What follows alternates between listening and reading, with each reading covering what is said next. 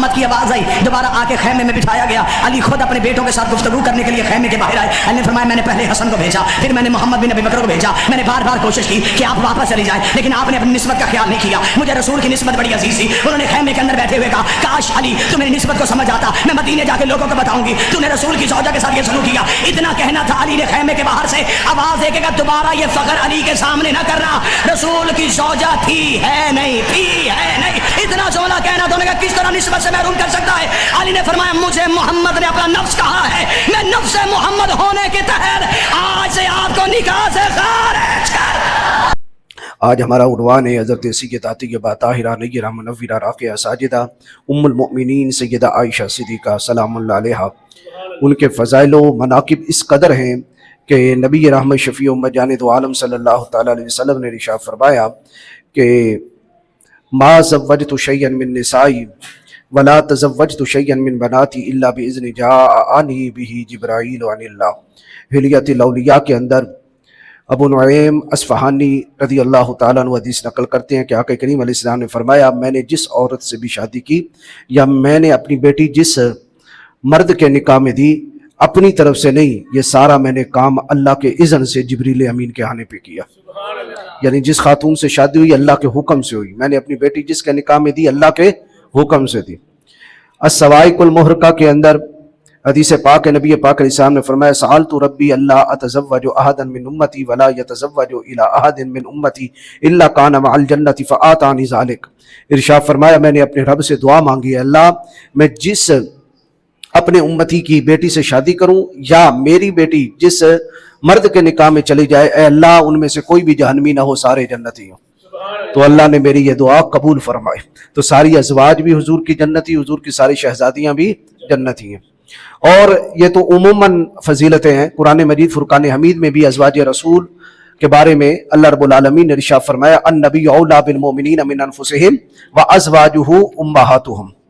فرمایا نبی مومنوں کی جانوں کا مالک ہے اور نبی کی گھر والیاں امت کی مائیں ہیں، امت کی مائیں، اہل ایمان کی مائیں ہیں۔ لہذا جو انہیں ایمان اپنی ماں مانتا ہے وہ بندہ مومن ہے، جو نہیں مانتا وہ اپنی فکر کرے کہ وہ کس کو اپنی ماں مانتا ہے، کیونکہ اللہ فرماتا ہے کہ نبی کی گھر والیاں اہل ایمان کی مائیں ہیں۔ تو جو نہیں مانتا اس کا اپنا پروگرام ہے کہ وہ جہنم کی طرف جانا چاہتا ہے۔ دوسری بات اللہ رب العالمین نے ازواج رسول صلی اللہ تعالیٰ علیہ وسلم کے بارے میں یہ بھی ارشاد فرمایا کہ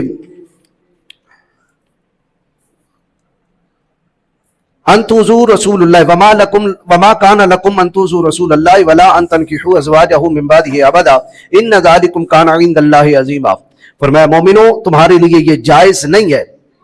آج کل کئی بندے اپنے آپ کو کہتے ہیں کہ ہم رسول اللہ کے چھوٹے بھائی ہیں، رسول اللہ ہمارے بڑے بھائی ہیں۔ اپنی کتابوں میں بھی لکھا کہ نبی کا رتبہ بس بڑے بھائی جتنا ہی ہوتا ہے، ہم ذرا چھوٹے ہیں وہ نبی بڑے ہیں۔ اب مجھے یہ بتائیں جب بندہ فوت ہو جائے، بھائی فوت ہو جائے، تو بھابی سے جو دیور ہے وہ نکاح کر سکتا ہے کہ نہیں؟ مرنے کے بعد کر سکتا ہے، کوئی رکاوٹ نہیں ہے۔ لیکن رسول اللہ صلی اللہ علیہ وسلم کی بیوی سے کیا امتی نکاح کر سکتا ہے؟ اللہ ارشاد فرماتا ہے مومنو تمہارے لیے یہ جائز ہی نہیں، حرام ہے کہ نبی پاک علیہ السلام کو تنگ کرو، اذیت دو، اذیت دینا تمہارے لیے جائز نہیں۔ ولا ان تنکحوا ازواجہ من بعدہ ابدا، اور نبی پاک علیہ السلام کی کسی بیوی سے ان کے انتقال کرنے کے بعد کبھی شادی نہ کرنا، نکاح نہ کرنا، ہمیشہ ہمیشہ کے لیے۔ نبی کی بیوی سے امت کے لیے نکاح کرنا حرام ہے، ایسا کرو گے تو میرے رسول کا دل دکھے گا۔ تو دل کس کا دکھتا ہے، زندہ کا یا مردہ کا؟ جس کو احساسات ہوں۔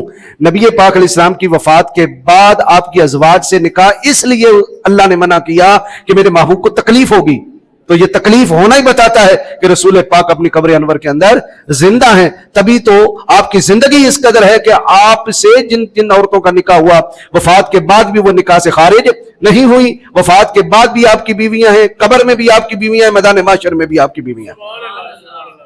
اور فرمایا اگر تم نے یہ خیال کیا حضور کی ازواج کے بارے میں کسی زوجہ سے شادی کر لوں گا، تو فرمایا ان ذالکم کان عند اللہ عظیما، تو یہ اللہ کے نزدیک بہت بڑا گناہ ہوگا، اور اس سے رسول پاک کی تکلیف ہوگی، رسول پاک کو تکلیف ہوگی، اور جس نے رسول اللہ کو تکلیف دی ان الذین یؤذون اللہ ورسولہ لعنہم اللہ فی الدنیا والآخرہ، اللہ نے اس پہ لعنت کی ہے دنیا میں بھی اور آخرت میں بھی۔ وَأَعَدَّ لَهُمْ عَذَابًا مُهِينًا، پھر اس کے لیے ذلت والا عذاب ہوگا۔ وہ خیال مت کرے کہ میں جناب والا قیامت کے دن بخشا جاؤں۔ بات سمجھ آ رہی ہے؟ اور اسی کے ساتھ ہی اگلے رکوع میں ارشاد فرمایا ملعونین اینما ثقفوا اخذوا وقتلوا تقتیلا، یہ ملعون ہے جو ایسا خیال کریں گے، ایسا گمان کریں، فرمایا جہاں بھی پکڑے جائیں، جہاں بھی پائے جائیں انہیں پکڑ لیا جائے، وقتلوا تقتیلا، اور انہیں ڈکرے کر دیا جائے۔ سنت اللہ فی الذین خلو من قبل، یہ اللہ کا وہ طریقہ ہے جو پہلی امتوں میں بھی جاری رہا۔ نبی کی زوجہ کے بارے میں امت کا گمان کرنا کہ نبی انتقال کر جائے تو میں شادی کر لوں گا، یہ گمان ہی کرنا کفر ہے۔ اس کی وجہ ریزن کیا ہے کہ نبی کو تکلیف ہوگی، نبی کی تکلیف ہوگی تو رب کو تکلیف ہوگی، اور نبی اور اللہ کو تکلیف دینے والا دائرہ ایمان سے خارج ہے۔ پھر آقا کریم جانے دو عالم صلی اللہ علیہ وسلم کو اللہ نے یہ بھی اختیار دیا تھا کہ آپ امت کے لیے کیا ہے، فَانْكِحُوا مَا طَابَ لَكُمْ، کہ وہ شادیاں کرنے جو عورتیں پسند آئیں، مثنا و ثلاثا و رباع، دو دو تین تین یا چار چار، حد کہاں تک ہے، بیک وقت کتنی، چار۔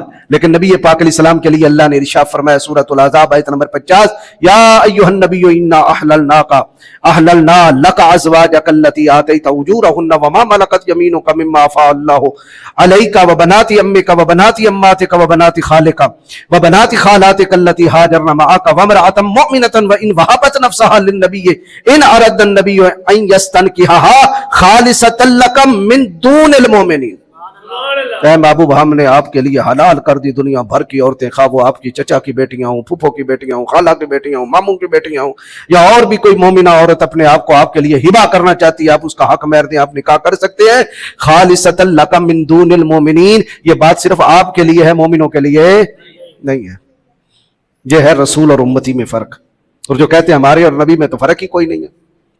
اچھا، یہ اللہ رب العالمین نے فرمایا۔ اب رسول اللہ کو اختیار تھے جتنی مرضی شادیاں فرماتے، لیکن یہاں بڑی توجہ طلب بات ہے، جب ازواج رسول نے آیات تخییر کے بعد کہ جب نبی پاک علیہ السلام نے فرمایا اب میں تمہیں اختیار دیتا ہوں، چاہو تو دنیا رکھ لو، چاہے تو آخرت پسند کر لو، تو ازواج رسول نے کیا پسند کی، آخرت کی دنیا، آخرت۔ اب اللہ رب العالمین نے کیا ارشاد فرمایا، اللہ نے فرمایا لا، اب وہ میں نے جو آیت پڑھی تھی آیات اختیار کی کہ اب جتنی چاہیں شادیاں کریں، وہ آیت ہے آیت نمبر 50 سورہ احزاب آیت نمبر 50۔ جب ازواج رسول نے کہا ہم دنیا کو ٹھوکر مارتی ہیں، ہم زیب و زینت نہیں چاہتی، اچھے کھانے نہیں چاہتی، حضور آپ کے ساتھ ہم فقر و فاقہ میں خوش ہیں، آپ جو عطا کریں گے اسی پہ ہم راضی، ہم اللہ کو چاہتی، اللہ کے رسول کو اور جنت کا گھر۔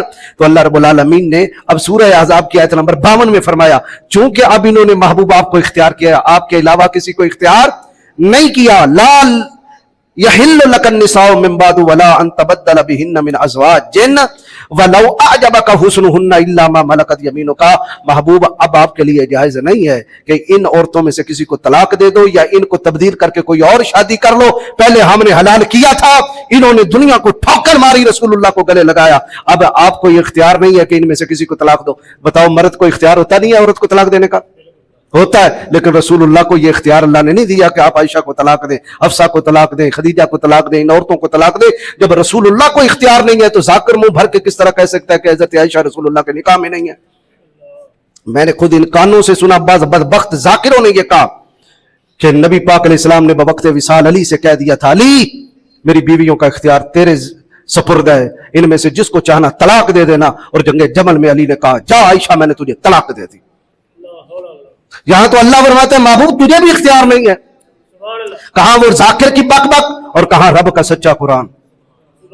آپ تو سبحان اللہ بھی ذرا مٹھی کہتے ہیں، روزے سے ہم سارے ہی ہیں، ٹھیک ہے، اب سبحان اللہ فرمائیے، ہے حضرت عائشہ صدیقہ کی شان کہ ان کو طلاق نہ دینے کا اختیار جو ہے وہ رسول اللہ کو بھی نہیں دیا گیا، جبکہ رسول مختار کل ہے۔ لیکن اللہ رب العالمین نے پتا تھا اللہ کو ایسے بک بک کرنے والے پیدا ہوں گے جو کہیں گے اگر یہ آیت نہ اتارتا تو بڑی لمبی چوڑی کہانیاں بن جاتی۔ اللہ نے فرمایا محبوب پیارے وَلَا يَحِلُّ لَكَ النِّسَاءُ مِن بَعْدُ، اب ان ازواج کے بعد کسی اور زوجہ سے شادی بھی نہیں کرنی، کوئی اور بیوی بھی نکاح میں نہیں لانی۔ وَلَا أَن تَبَدَّلَ بِهِنَّ مِنْ أَزْوَاجٍ، اور ان کو چھوڑ کر کوئی اور عورت بھی لے کر گنتی بھی پوری نہیں کرنی، انہی کو نکاح میں رکھنا ہے۔ وَلَوْ أَعْجَبَكَ حُسْنُهُنَّ إِلَّا مَا مَلَكَتْ يَمِينُكَ، اگرچہ وہ آنے والی خاتون کتنی ہی حسین و جمیل ہو، لیکن آپ کے جو اس وقت نکاح میں آ گئے ہیں یہ دائمی دائمی یہی بیویاں رہیں گی۔ وَكَانَ اللَّهُ عَلَى كُلِّ شَيْءٍ رَقِيبًا، اور اللہ ہر شے پہ نگہبان ہے۔ اب کہاں قرآن اور کہاں ذاکر کا ہذیان، अच्छा, अब हजरत उम्मुल मोमिनीन सैयदा आयशा सिद्दीका की शान व अजमत क्या है? रसूलुल्लाह की अज़वाज में ये वाहिद ज़ौजा है जो कवारी आलम में रसूलुल्लाह के निकाह में आई, और यही वो ज़ौजा है कि जिनके बारे में हुजूर जाने दो आलम सल्लल्लाहु अलैहि वसल्लम इंतजार फरमाया करते थे कि कब आयशा की बारी आएगी। बाकी अज़वाज के पास भी जाते और ये बात अज़वाज रसूल को भी मालूम होगी कि हुजूर पूछा करते आज कौन सा दिन है, आज कौन सा दिन है, आज कौन सा दिन है। उन्हें पता चल गया कि ये किसी और दिन के इंतजार में दिन गुजारे जा रहे हैं, और वो इंतजार उम्मुल मोमिनीन आयशा सिद्दीका का इंतजार।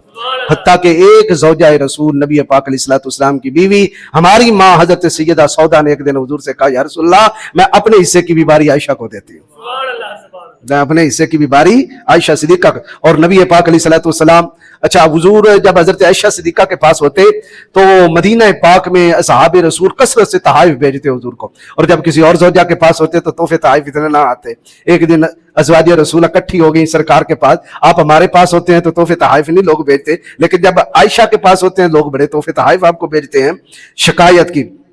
और साथ सैयदा तय्यबा ताहिरा नय्यरा मुनव्विरा राक़िया साजिदा खातून जन्नत फातिमा ज़हरा सलामुल्लाह अलैहा को भी ले आई सिफारिश के लिए।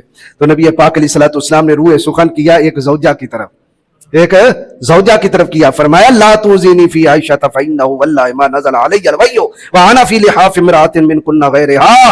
फरमाया आयशा के बारे में मुझे तकलीफ न दो, खुदा की कसम जब मैं किसी के घर में होता हूं तो वही नहीं आती, आयशा के घर में होता हूं तो वही आती है। ये तो अल्लाह भी चाहता है कि यार का पैगाम किसके घर में जाए। ठीक हो गया।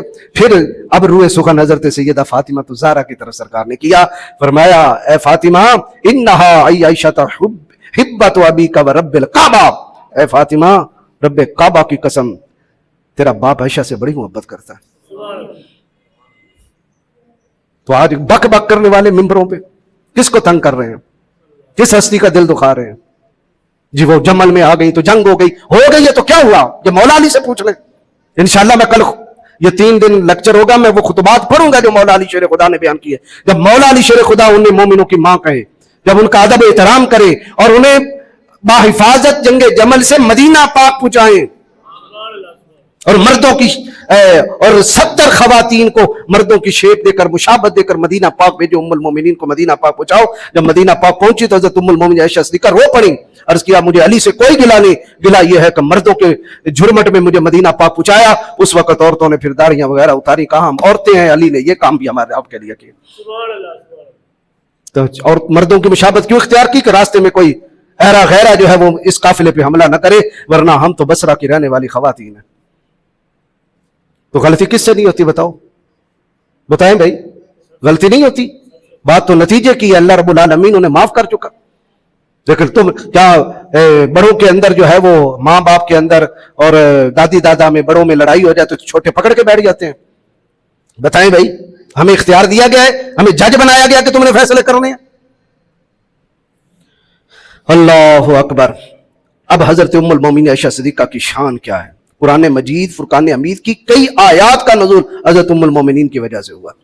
मसलन एक नबी पाक अलैहिस्सलातु वस्सलाम की आदत करीमा थी कि जब आप जंग में होते, सफर में होते तो अज़वाज के दरमियान कुर्रा अंदाजी करते, और जिस खातून का नाम निकल आता हुजूर उसे सफर में साथ रखते। इसी तरह सहाबा इकराम भी अपनी अपनी बीवियों को ले जाते थे, अपनी अपनी खवातीन को खाना पकाना रास्ते में, और जो ज़रूरियात ज़िंदगी के सामान है। सफर बड़ा लंबा लंबा होता। आके करीम अलैहिस्सलातु वस्सलाम एक गज़वा के लिए तशरीफ ले गए तो कुर्रा अंदाजी की, तो नाम आया हजरत उम्मुल मोमिनीन आयशा सिद्दीका का। आके करीम अलैहिस्सलातु वस्सलाम उन्हें साथ ले गए। हजरत उम्मुल मोमिनीन फरमाती है कि मैंने हार अपनी बहन से लिया, हजरत अस्मा बिनते अबी बकर से हार ले लिया, और हार लेकर मैंने वो पहना और सफर में मैं चली गई। मेरे लिए हौदज बनाया गया, पालकी के अंदर मैं बैठ गई। मैं बहुत नाजुक और अपना पतली सी थी, पालकी उठाने वालों ने पालकी उठाई, लश्कर इस्लाम उठ गया। आगे जाके एक जगह पे पड़ाव हुआ तो मैंने देखा कि मेरा हार गुम हो गया। हार मैंने अतल लिया हुआ था, तो मैं हार की तलाश करने लगी। तो इतने मैंने रसूलुल्लाह सल्लल्लाहु अलैहि वसल्लम से कहा कि हार गुम हो गया। सरकार ने आर्डर दिया कि हार तलाश किया जाए। हार ढूंढते ढूंढते नमाज जोर का वक्त हो गया। अब जिस इलाके में पड़ाव था ना वहां पानी है ना कुआं है, कुछ भी नहीं। अब जोर के लिए, नमाज के लिए वुजू शरत है, और वुजू के लिए पानी का होना जरूरी है। तो सारे घबरा गए और बार बार हजरत अबू बकर सिद्दीक के पास आके बाज़ साहब ने कहा आप अपनी बेटी को नहीं कहते कि वो हार संभाल के रख लेती, अब देखें नमाज गई और नमाज हम कहाँ पढ़ेंगे। हजरत सैयदना सिद्दीक़ अकबर रज़ी अल्लाह तआला अन्हु भी बेटी के पास आए, باپ تھے, سمجھایا کہ ایسا نہ کیا کرو. بہرحال نبی پاک علیہ الصلوۃ والسلام نے سبھی لشکر اسلام کو حکم دیا کیا ڈھونڈنا ہے؟ ہار. خود حضور حضرت ام المومنین عائشہ صدیقہ کی گود میں سر رکھ کر ماوے آرام ہو گئے. اب وہ سارے ہاتھ ڈھونڈ رہے ہیں اور وقت کیا ہو گیا؟ زور کا. اتنے میں رسول اللہ صلی اللہ تعالی علیہ وسلم مسکراتے ہوئے اٹھے, ارشاد فرمایا, اللہ رب العالمین کی طرف سے قرآن مجید فرقان حمید کا نزول ہوا, آیت تیمم نازل ہوئی. ارشاد فرمایا اللہ رب العالمین, وَإِن كُنتُمْ جُنُبًا فَاتَّطَهَّرُوا وَإِن كُنتُمْ مَرْضَىٰ أَوْ عَلَىٰ سَفَرٍ أَوْ جَاءَ أَحَدٌ مِّنكُم مِّنَ الْغَائِطِ أَوْ لَامَسْتُمُ النِّسَاءَ فَلَمْ تَجِدُوا مَاءً فَتَيَمَّمُوا صَعِيدًا طَيِّبًا فَامْسَحُوا بِوُجُوهِكُمْ وَأَيْدِيكُمْ مِنْهُ. فرمایا اگر تم سفر میں ہو یا تم واش روم سے آئے ہو, پانی ملا نہیں, اور تم جنبی ہو گئے ہو یا ناپاک ہو گئے ہو, وضو آپ کا نہیں رہا, پانی نہیں مل رہا, یا تم مریض ہو گئے ہو, بیمار ہو گئے ہو کہ پانی استعمال کرنے سے بیماری بڑھ سکتی ہے یا بندہ مر سکتا ہے, دو صورتوں میں, سفر میں پانی نہ ملے یا پھر بیماری میں پانی استعمال کرنا جو ہے وہ ضرر دے. فرمایا پھر ٹینشن نہیں لینی مومنو, جب ایسی صورتحال ہو جائے تو پاک مٹی سے تیمم کر لیا کرو. یہ نعمت اللہ نے 1.25 لاکھ کم و بیش جتنے انبیاء گزرے ہیں تیمم کی نعمت دی نہیں. یہ تیمم کی نعمت اللہ نے مصطفیٰ کے غلاموں کو عطا فرمائی. نہ وہ ہار گم ہوتا, نہ تیمم کی آیت اترتی, نہ ہم تیمم کرتے.